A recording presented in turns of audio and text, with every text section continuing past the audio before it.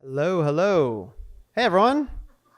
Hey, good evening. My name is Neal Bloom with Rising Tide Partners, and I am thrilled to welcome you all on behalf of the city of Burbank to Startup Pitch Fest. Burbank Startup Pitch Fest. Welcome, everyone. Let's give a big round of applause.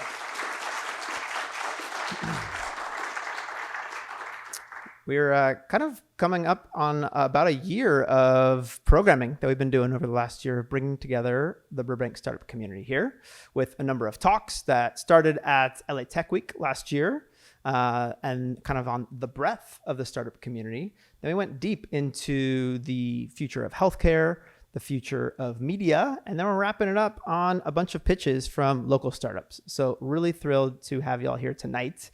And I'm thrilled for you all to meet Odette from the city of Burbank to tell you a bit about this program and series. Odette?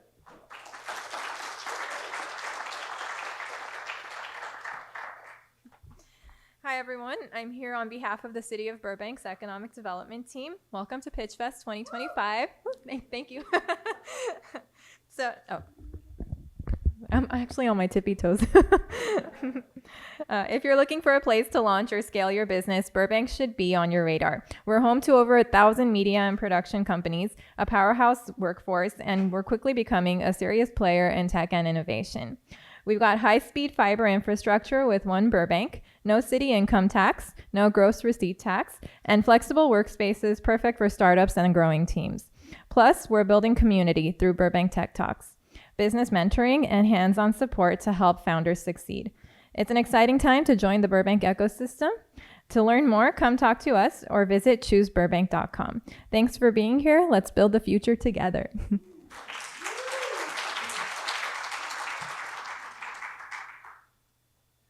Awesome. Well, we are about to hear about where the future of technology is headed, but tonight we are going to get to know some other local ecosystem players here in the space. Now, we all know starting a startup, it takes a village, and part of that village is capital and connections, right? That's what a lot of us do in helping startups in a variety of ways, help the founder continue on their journey.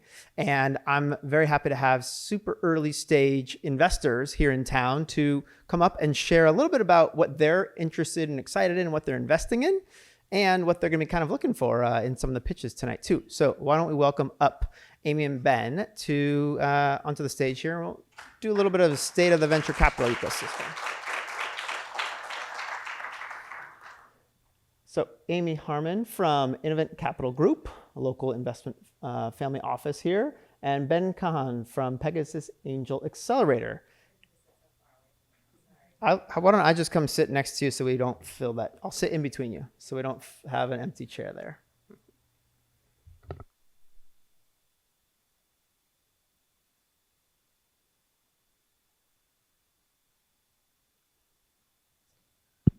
There we go. Can everyone hear us? Okay, great.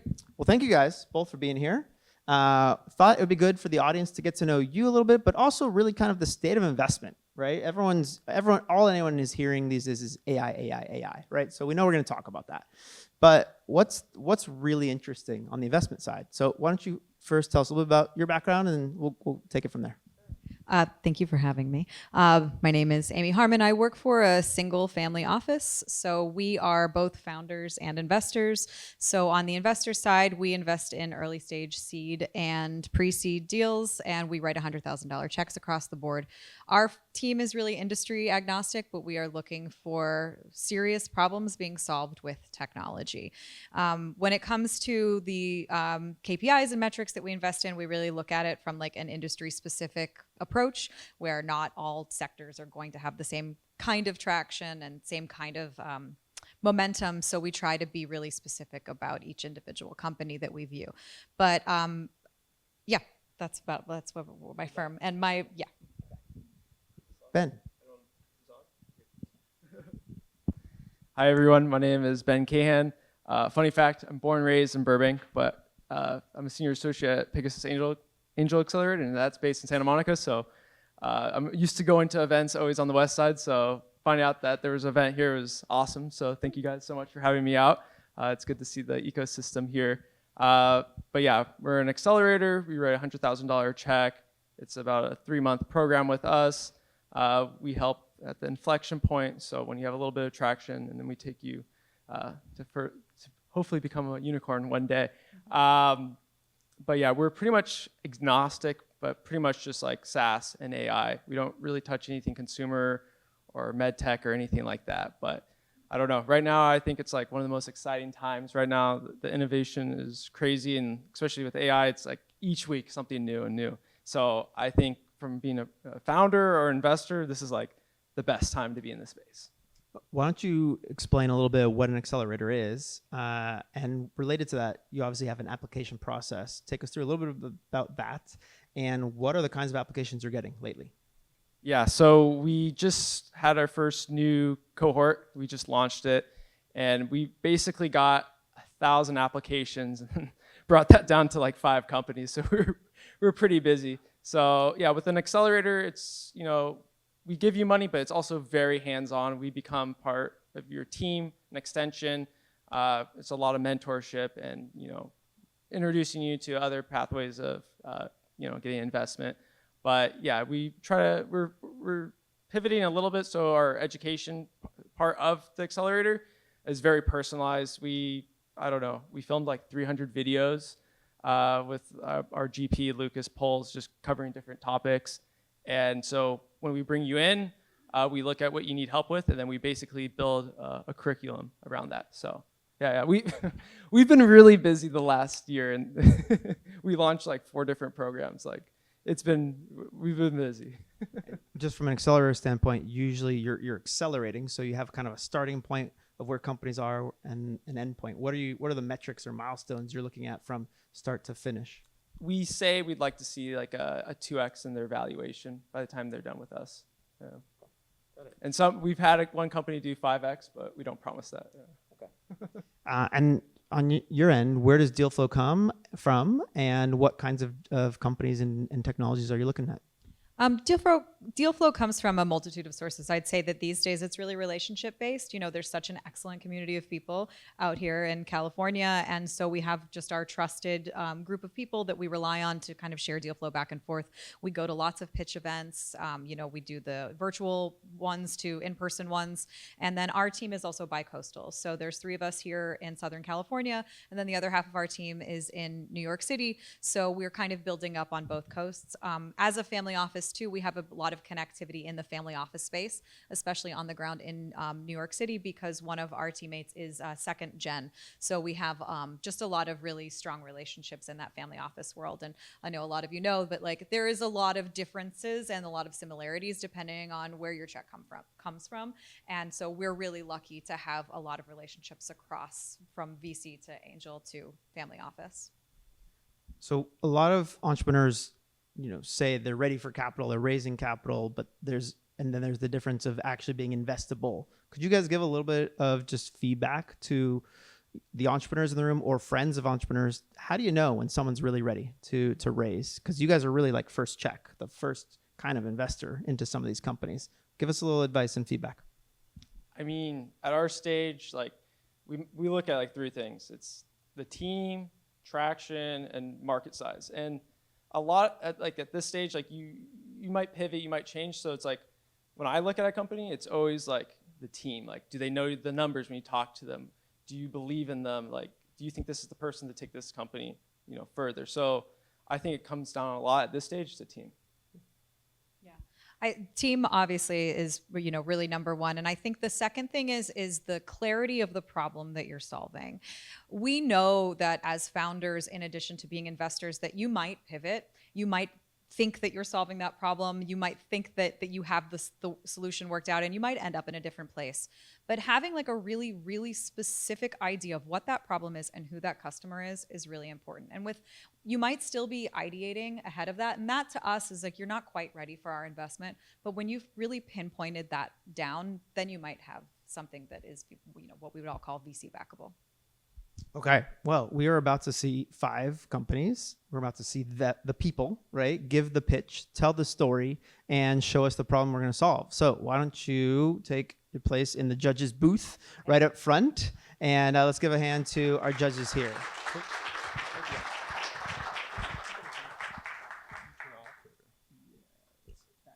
Keep them on or off?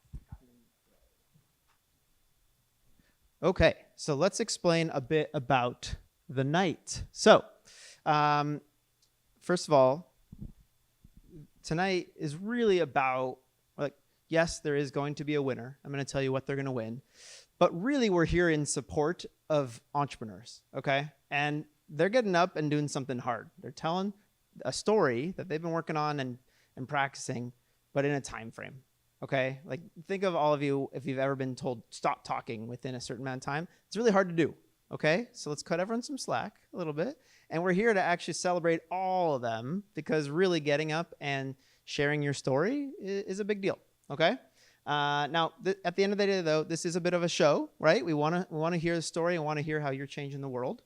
And so for that, we've put together a bit of a prize package that is a bit part cash. So we are giving out a cash prize to the winner, as well as a package of support from attorneys, investors, and finance experts to give a review of your deck, review of your documents. Do you have your documents all set up? Review of your IP, and then IP guidance, a financial modeling, both a check, but then actually a free model from a contract CFO, as well as time with our investors as well. So we hope that no matter what, everyone gets a bunch of resources out of this, and the community gets to learn about another great startup that is going to change the world. Okay.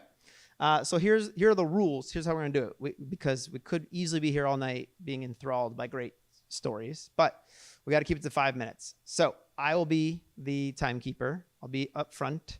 I will give a 1 minute to the founder that says you got 1 minute left. Okay.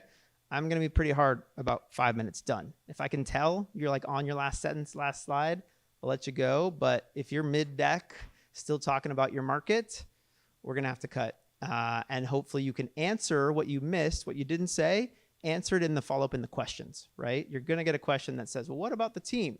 Oh, I'm really happy you asked about the team and the product, so don't feel rushed. Just get everything out in 5 minutes, and we're going to have a good time. Okay. Everyone ready? Everyone excited? Okay. So up first, and by the way, all the founders, I'll call you up. You will pitch from here. You can advance slides. It's all one giant deck. So just go to the right will be your next slide. So up first is KATSHID. Come on up. Let's give him a hand.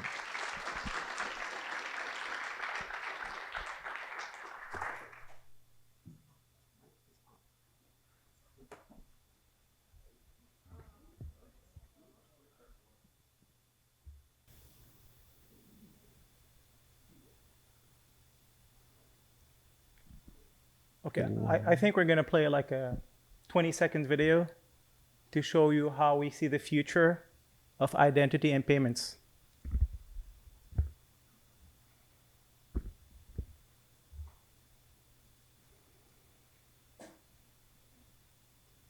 It's good we're getting this out of the way, right up front.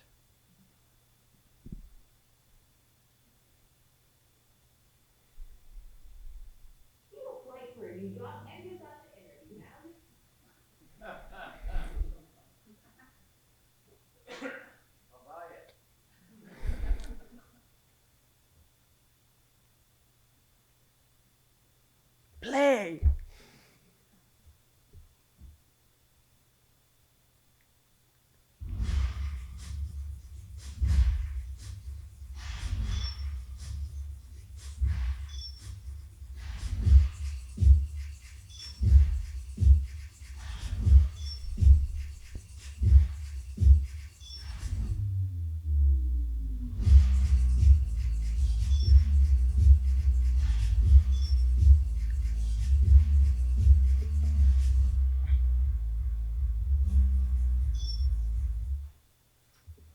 All right, so can we move to the deck, please?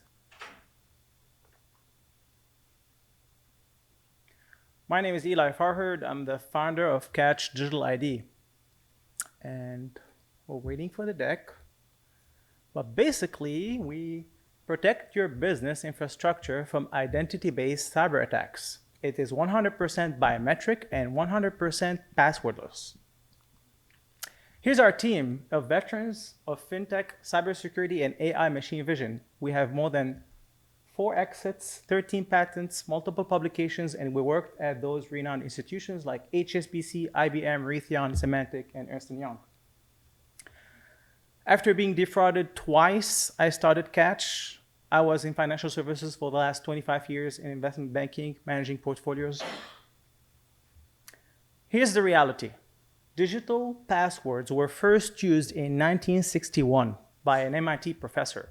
This tells you that we're using a 60-year-old technology to protect our identities in the age of AI, which is ridiculous. And that also explains why 80% of breaches are based on stolen credentials. And here's another problem. For the enterprise and employees, workforce identity theft is a real huge problem. It only takes one identity to be compromised, to have a breach. And once you have a breach, you're exposed to ransomware attacks, you got reputational and brand damage, you can get financial loss and regulatory scrutiny. The second problem is workforce identity friction. We've all dealt with login failures, expired passwords, multi-factor authentication, which everyone hates, and security questions. But that's just the tip of the iceberg. Think about the hidden costs, like credential management, lost revenue, and conversions, security trade-offs, and employee stress and fatigue. Our solution is to eliminate credentials altogether using biometrics, strong biometric systems, to prevent network breaches, to provide protection beyond devices. So your hand, your biological hand, is your identity, not the device anymore. It's a device-agnostic solution that has no friction, no wait times, and no stress. Experience this new seamless identity security where you get quick business access across all smart devices, anywhere, no credentials to manage, reset, or worry about. And it boosts productivity for your employees. It reduces your security costs by 50%. Think about that. And increases client conversions. Our business model is based on a $500 fixed annual tier. So it's a SaaS model for large enterprise. So we're focusing now on identity for workforce. So what are clients saying?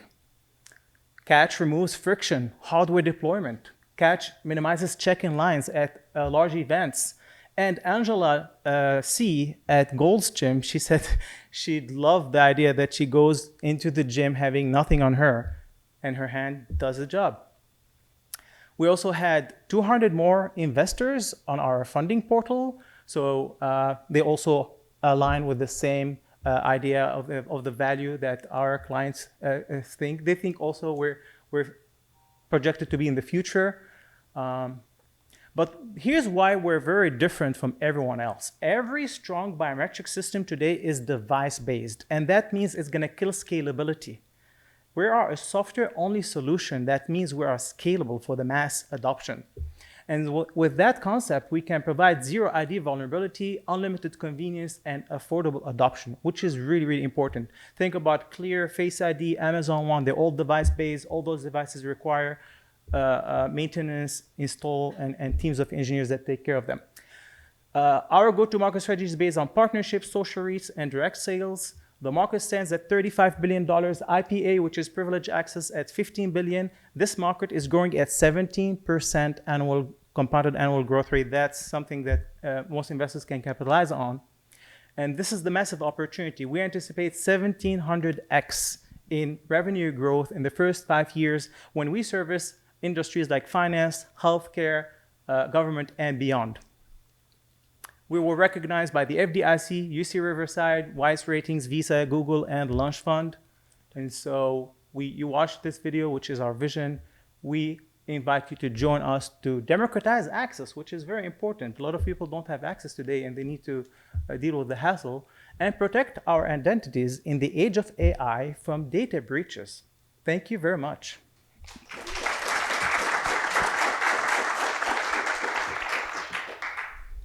Please feel free to scan the code if you want to learn more.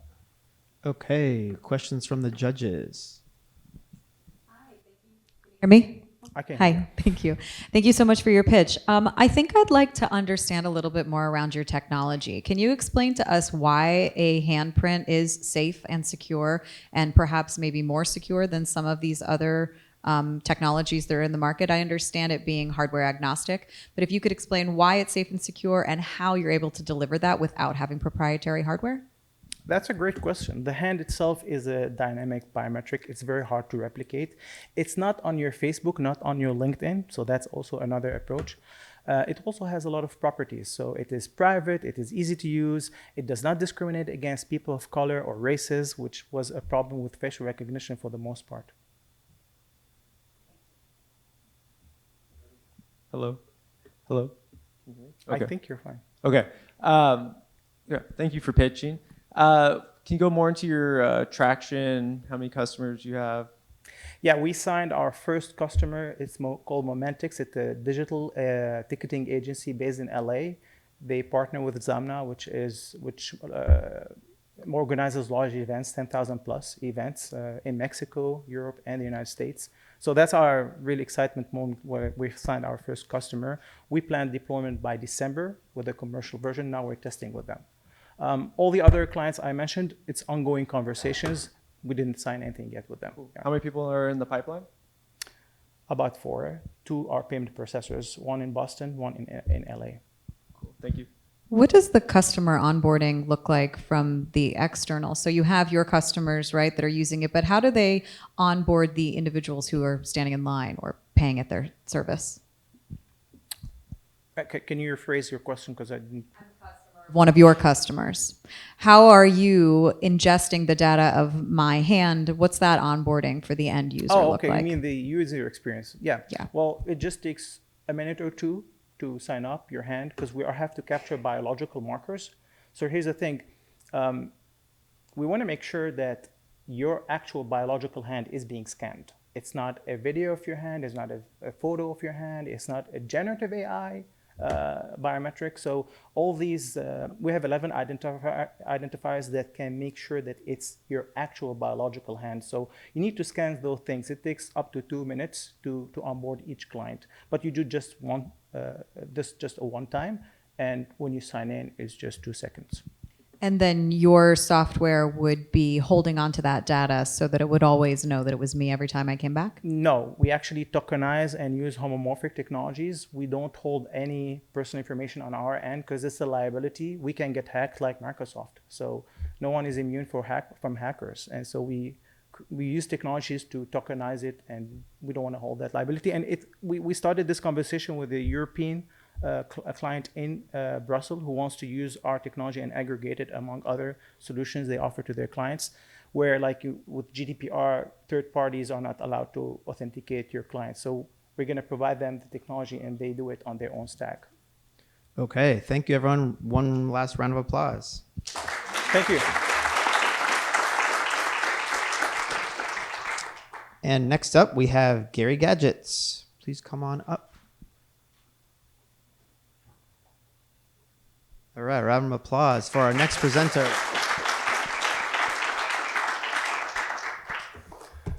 Hi, my name is Dan Funk. I'm the CFO of Jerry Gadgets. And, well, what are Jerry Gadgets? Okay, spoiler alert. No AI, zero AI. They're safe, washable sensory tools that were designed to help enrich the care experience for aging adults with dementia. We also found that as an adjunct in the last 6 months, we've discovered that the neurodivergent market shares a lot of similarities with the dementia market. So we're just now pivoting right into that market as well. The genesis of the product came from Angela Fairhurst, who's our CEO. Her mother had Lewy body, which is a form of dementia. And Angela got very frustrated over time that when she went to visit her mother, she was unable to really kind of communicate with her. As the cognitive decline progressed, she couldn't talk anymore. It's like, what do? We watch TV. She noticed that her mom liked texture. She responded very well to things that had glossy paper or things that were textured in somehow. So Angela discovered one night in the kitchen that she took a waffle pot holder and was holding it and went, oh. So she cut it out in a circle, took it in next time she visited her mom, gave it to her mom, and went crazy. Loved the texture, loved to feel it, loved to listen to the sound it made, They eventually, it was like a little frisbee. They threw it back and forth. And so it was a way to sort of foster engagement with someone who had dementia who otherwise would be just sitting. And that's what the idea was. That was the genesis of it. So Angela created a series of these, all patented, manufactured in China.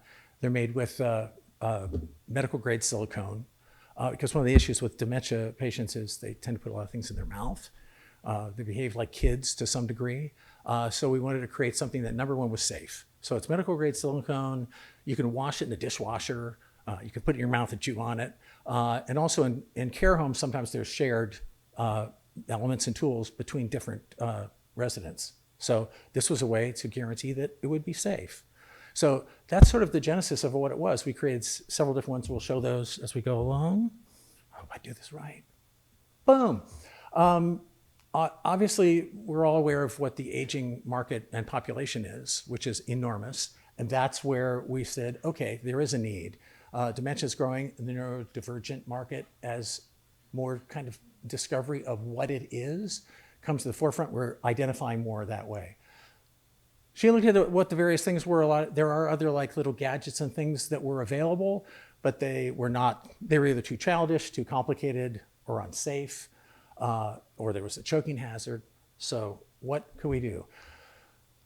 The combined global market for this, we sort of lumped together both dementia and neurodivergent. So the TAM is of 44.8 billion, which if you look at the aging population and how that's expanding rapidly, I was talking to some of the gentlemen out front before this, we're all going to go through this. Either we're going to go through it with our parents or our kids are going to go through it with us. So there is a tremendous market available for that. These are the products themselves. We start out with 3 individual sets. We sell them as a group or individually. We just found that there was a tremendous response in the pilots that we did in care homes for these particular kinds of things. They like free-form shapes. They like the fidget gadgets and the flowers. And there's no like right way to do it, which was also very, very important. You can give it to a patient and they do whatever they want. Sometimes they put the tulips in upside down. It doesn't matter. They're just engaged, and that was the thing. Bright colors, same thing, adds to a level of engagement. As we grow older, our perception of color diminishes, things become faded. So we wanted to go for very bright colors. Durable, dishwasher safe, not toxic, multi-user, no AI. And this is the group. Angela founded it. It was her mom who started it off. Pam has worked with a bunch of companies in terms of marketing and communication, Apple, Nissan, Taco Bell. I actually don't come from this world. I come from television production, but I ran the unscripted division at Fremantle, a Burbank company. And we had about a $600 million operating budget per year. We do American Idol, America's Got Talent. The rest of the board, obviously, we have gerontologists, social workers, et cetera. We're working with a large group of people in the elder care market. You can see that. I won't go through all the things because you can read faster than I could even say it. But there's milestones so far. We're very new. We just started soft entry in the market last year. Again, I'll send this to you. You can read all the fun quotes. Everybody loves it.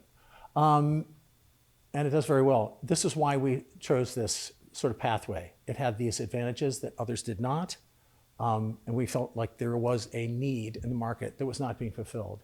Profit margins are looking pretty good, we think. Growth potential is tremendous. Again, I can provide financials afterwards because I know the clock is ticking.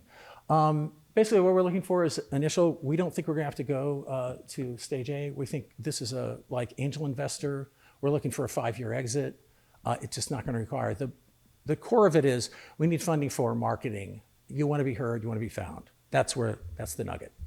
That's it.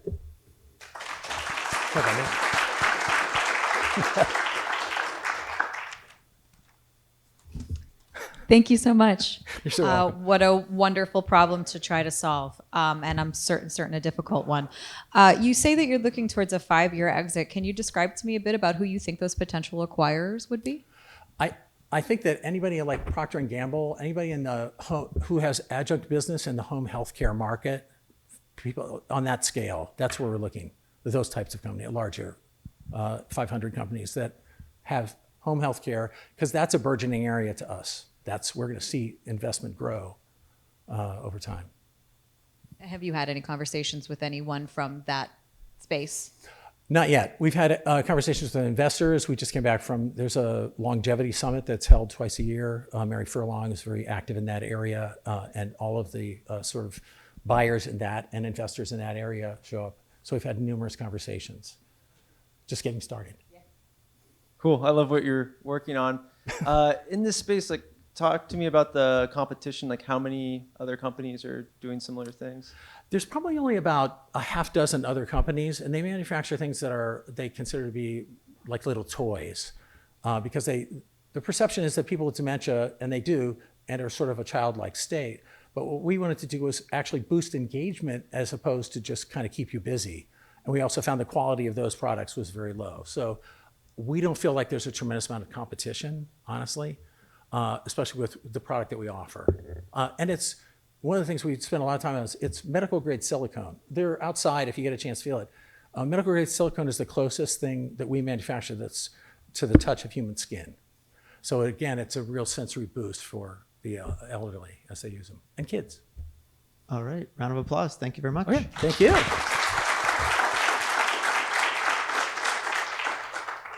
And next up, we have Blip. Come on forward, and a round of applause for the third team pitching.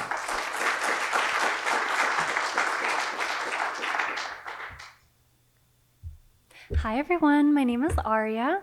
I am the CMO of Blip Industries. I am currently filling in for our CEO who is stuck in Tel Aviv. He had investor meetings there, and unfortunately that's when the war started, so he's not able to come back yet, but he will be soon. So I'm going to try my best to answer all the questions to the best of my ability. Yes, oh, here's the clicker. Okay, so we are Blip Industries. This is Eli's story. So basically, as a child, he was very into aeronautics and drones. He did grow up in LA, and he noticed that there is a really, really horrible traffic problem here. So he tried to create Blip Industries last year, and we got a lot of traction, and he's trying to solve a lot of problems. Here are the issues: customer demand for speed, environmental impact. Cars, there's a lot of emissions. Drones do not exhaust emissions. And there's also an American drone shortage. And there's just no on-demand delivery. When you need something in 5 minutes, how can you do it? You can't. But now you can with Blip Delivery. So these are our verticals. Blip Industries is an umbrella, and we have a B2C vertical, which is our aerial delivery service. We made a marketplace where a user can go online and they can put something in their basket and order it, Falcon, and it can get to them within 5 minutes, sometimes 3 minutes or less. It's absolutely wonderful. Blip Photos is our aerial data and 3D modeling B2B service, where a lot of adjusters, construction companies, real estate developers love using us. And Blip Aeronautical is our B2G sector, where we create autonomous drone systems and we create our own drones for the government. So it is very important for me to stress that we are software first, but we're hardware enabled. We're not a hardware company. A lot of our software is on a real-time aerial data platform. We do have SAS verticals and our own proprietary AI ML powered insights. We do have proprietary drones as well. And yes, you can read all that, but I don't have a lot of time, so I can't go through every single thing in detail. But we did receive $1 million in funding for a pre-seed round, and this is what we accomplished in a year. We launched Blip Photos, and we have been generating revenue from that. We built and scaled the drone delivery marketplace, which is huge. We have over 5,000 products there. And we did deploy operational drone docks all throughout Los Angeles. And yes, we're building our MQX. It's our next generation flagship. It is absolutely stunning. And you will see that in a video that I will be showing at the end. Yes, this is our target market for Blip Delivery. We're currently targeting high net worth individuals in Beverly Hills, Bel Air, and Brentwood, but we are definitely expanding at a very rapid rate. We also connected, we made a Blip air railway. This is mostly used for Blip Photos, where a drone can go from one place to another. I'm not sure if you guys are familiar with drones, but there's a limited range and the battery does get depleted. But we created a lot of drone docks, so when a drone is on a mission, it can go there and then go there. You'll see it in the video. Yes. This is our competitive landscape. We do have a few competitors for blip delivery, but we do stand out in many features. For Blip Aeronautical, Anduril and Lockheed Martin is our current competitor. And then this is our business model. Delivery is free right now, but we do mark up our products. And then for Blip Photos, we have packages, and we mostly have been doing customized packages because we get very special requests, such as 4,000 houses for 3D modeling, and we just mostly work with businesses one-on-one. But we also do have a vertical where just a normal resident can get aerial photos taken for $25 right now. Yes, this is Blip Aeronautical. And this is our future business model 2.0. We are trying to work with vendors in the near future and safely deliver food from restaurants. And then Blip Recon X is our reconnaissance vertical, where there's on-demand surveillance, and that's wonderful. We're actually pretty close to completing that, but we're still wanting to tweak it. This is our founding team. Yes, and then this is our roadmap. And so yes, we are looking for $7 million to complete our seed round. Drones are expensive. We do need quite a few bucks to expand our fleet. And we are working on our own American drone factory so we can manufacture our own hardware. As we said, there is a big shortage of American-made drones. And yes, so we are, of course, looking to expand our marketplace, and waivers are very important for us. So we do need money for that as well. And then here is our KPI. And I know I don't have a lot of time, so I am going to jump to the video. Yes, if we could just click there. Thank you so much. Welcome to the future. Blip connects autonomous drones, microdrones, and smart software. Power on delivery, imaging, surveillance, and defense. That's our MQX.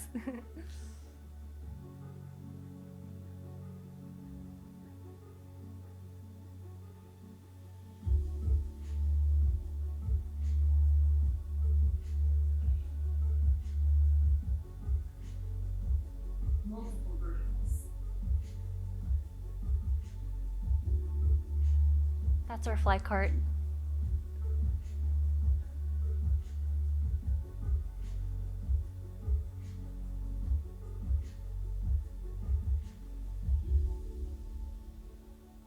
$100 billion frontier. That's our marketplace. And then this is Blip Photos packages. And then this is Blip Recon Instant Deployment. The future in motion. Okay, that's it. Thank you guys. I hope I did it justice. Very cool. Thank you. My main question is Sure. around air traffic, and especially in an area like Southern California with so many different airports and Yes. at scale, how can you go about that? Because I mean, I have a hobbyist drone, but it won't allow me to fly at all in Burbank because of the airport. So Exactly, yeah, that's my yes. question. That's a very good question. And the truth is, we are constantly working around those airspaces. We do have some limitations, but we're actually in a very special situation. We are working on getting these certain waivers where we can fly in Santa Monica airspace. And it's one of a kind. No one has it yet, but we are very close to getting it.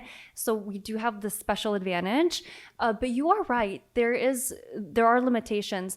Fortunately, we do have another vertical that in case somebody cannot order drone services, like they're in an area that's too close to Beverly Hills Police Department or the airport, we can deliver via ground.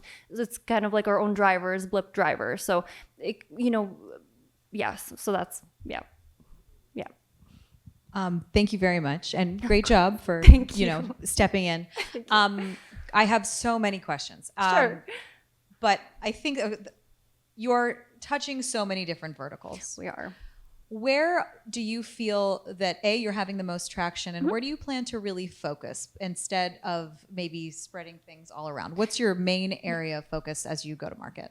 Yes. So for us, I think the biggest moneymaker is definitely B2G, because the government really, really needs drones right now.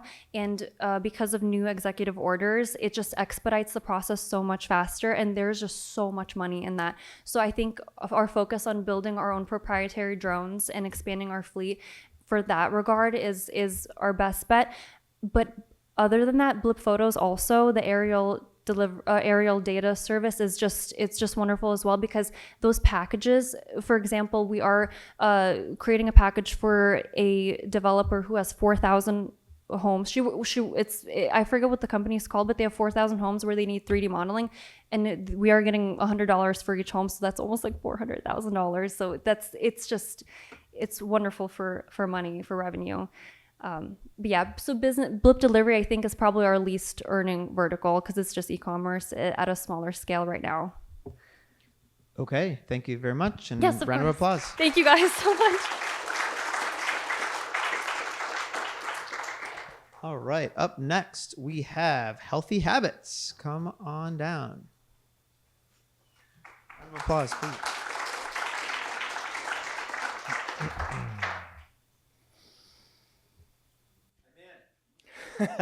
Great. Okay. My name is Jim Fastante, and I have an exciting startup to pitch you. It is the Burbank Casino for kids. Stay with me on this. This is not your granddad's casino. This is not your dad's casino. We don't check ID. Your kids can tell us whatever age they want to say they are, and we will let them in.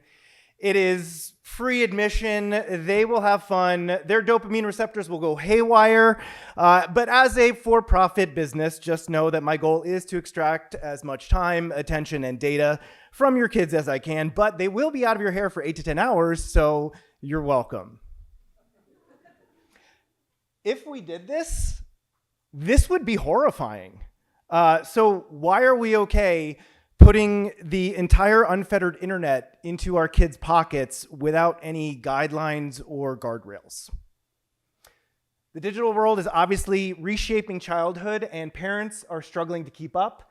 Teens spend an average of over 7 hours a day on screens, and that's affecting their mental health, their attention spans, and real-world play.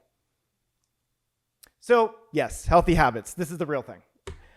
It is a program designed for parents and guardians to help their kids form a balanced relationship with tech. And that includes video games, social media, devices, AI. We want to empower families with clear strategies, expert-backed guidance, and community-driven action. We do not ban tech.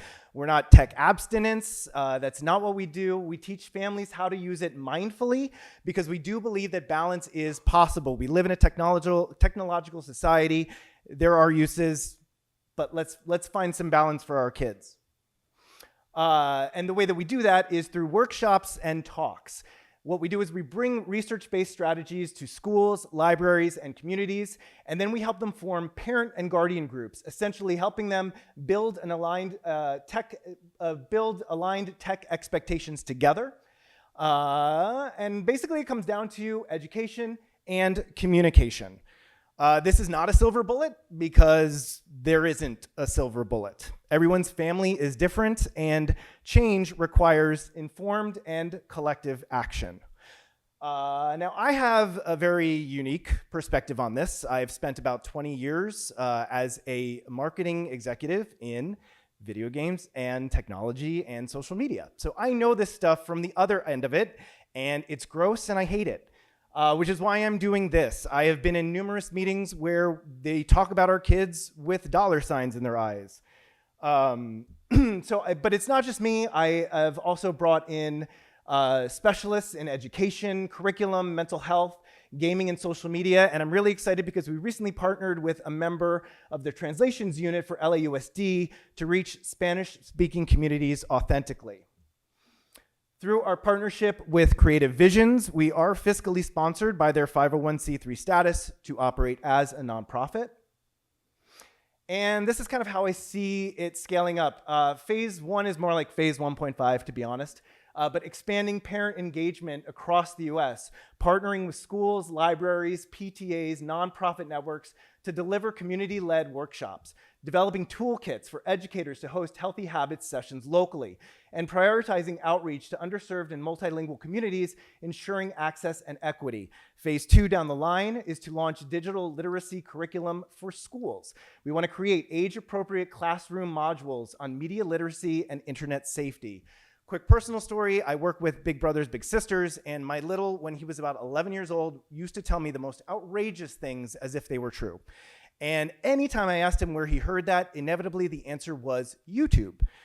YouTube is a wonderful resource, but it is also full of a lot of trash and lies. So we have to be able to tell our kids, figure out how to tell them what the difference is for them to figure out. If you've read Anxious Generation, if you've watched Adolescence on Netflix, if you've seen a kid scroll aimlessly on a phone or caught yourself doing the same thing, you know that there is a problem here. Before I said there isn't a silver bullet, but Healthy Habits is curated, actionable information and tools served up to parents and guardians on a silver platter. Together, we can give our kids healthier habits online and happier minds in real life. Thank you.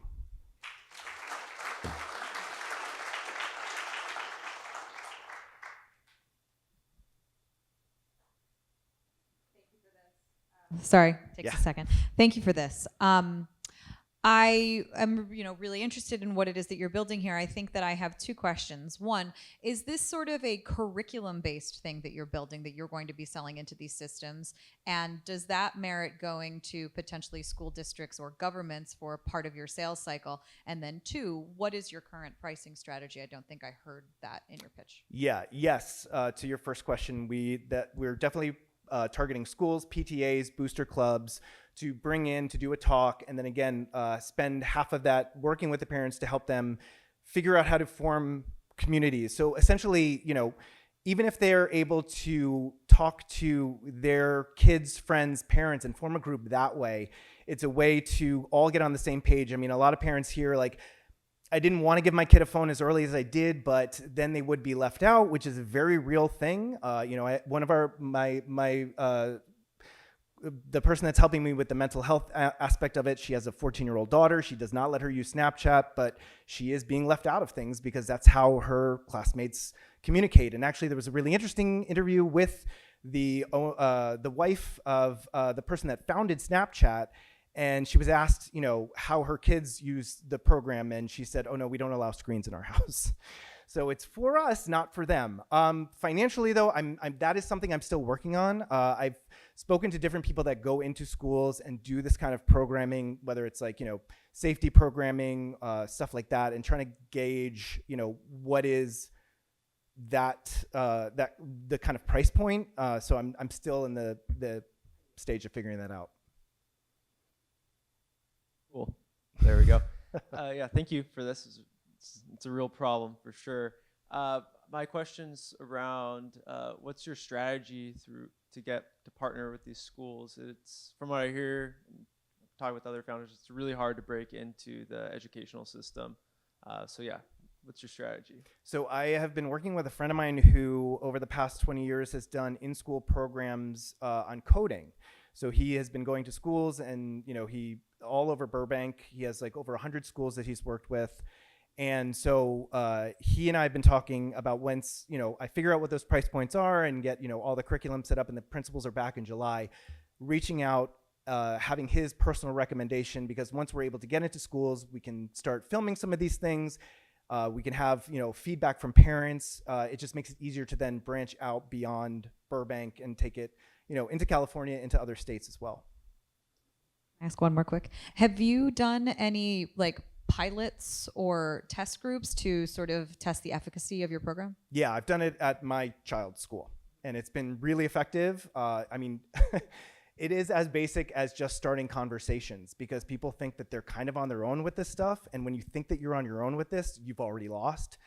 So once they realize that there are so many more like-minded parents and guardians in their group, and they're able to kind of talk about these issues, it just changes everything. So I've absolutely noticed a difference. I started it last year while we were still in the school session, and it's made a huge difference for people. All right, a round of applause. Thank you very much.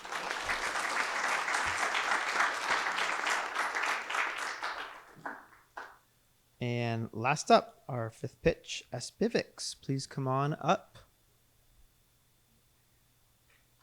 And round of applause.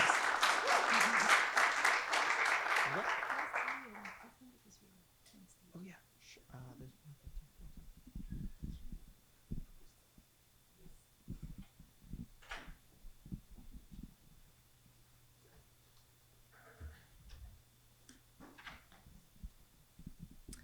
Good evening.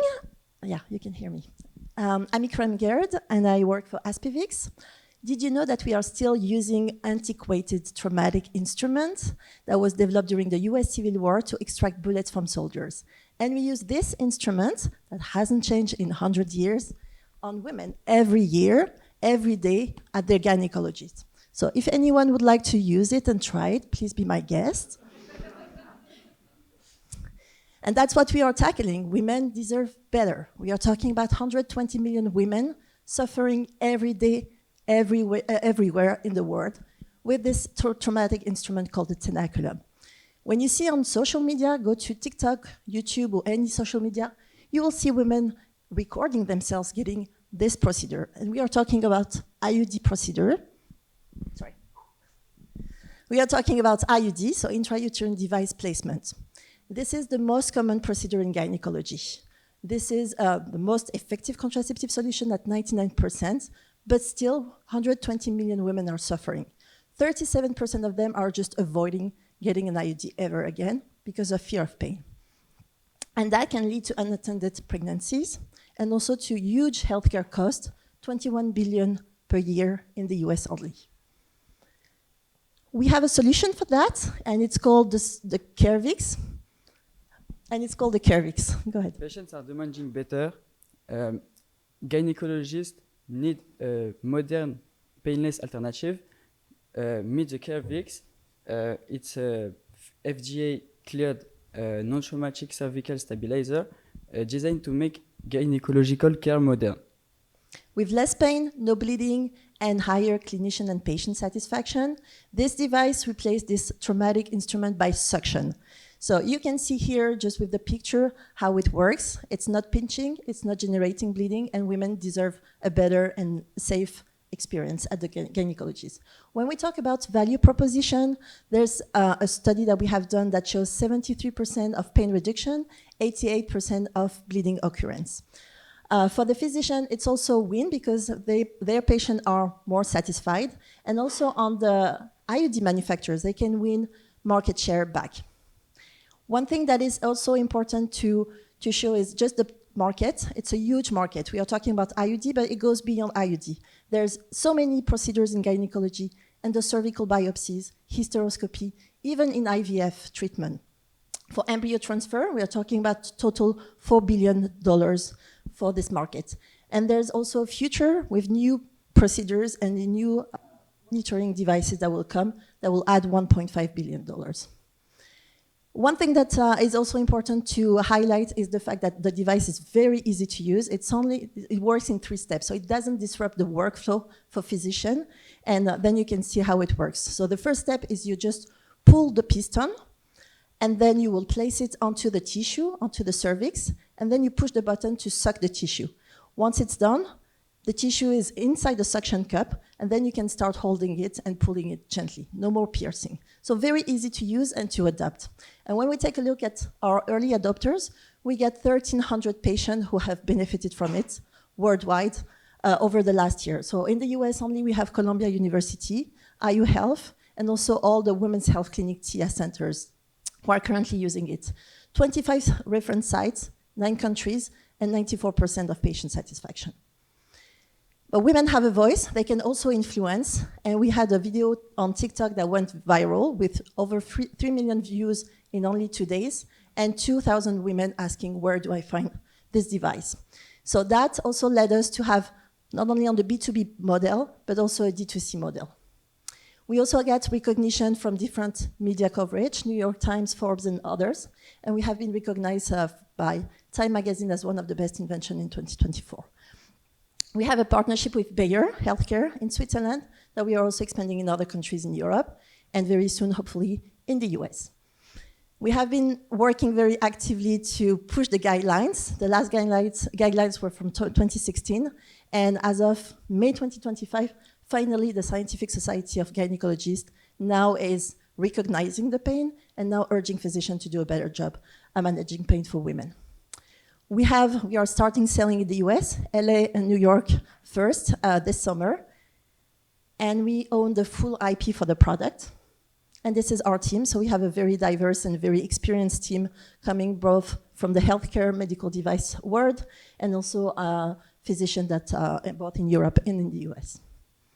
We have raised 16 million so far. We have a 9.5 dilutive, and we are raising for our B1 round 600K to be able to launch our products in Europe and in the US, but also starting planning for the next generation of our product. With that being said, who still wants to be pinched with the tenaculum? Thank you.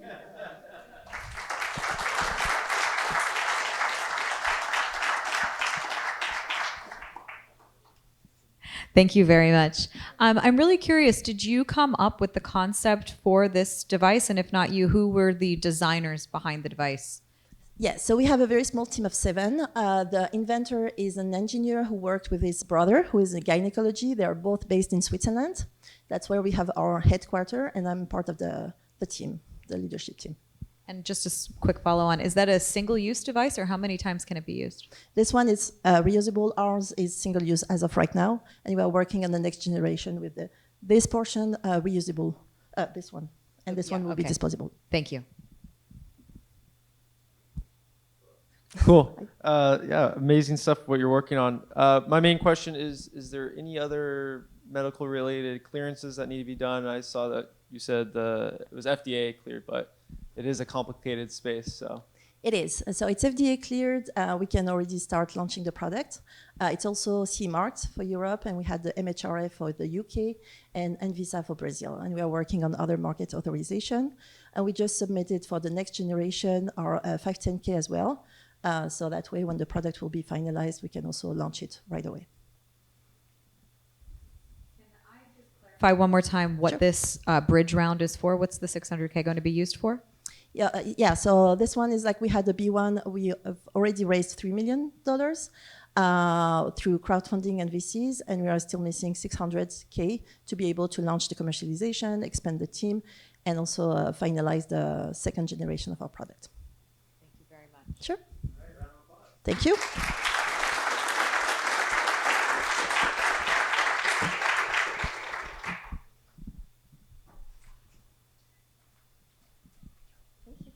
All right. Thank you, everyone. Another round of applause for all of our panelists. Okay, so the judges now they're on the hot seat to deliberate. So I'm going to pull them off stage. We'll just kind of go back there for a second here. Just share some notes. So give us 2 minutes or so. Chat amongst yourself here, and then we will come back and announce the winner. We're going to do a photo with the winner and with all of the finalists, and then we'll go back out and network, okay? All right, give us 1 second here to deliberate here as well. Maybe we'll put on some Jeopardy music for a second.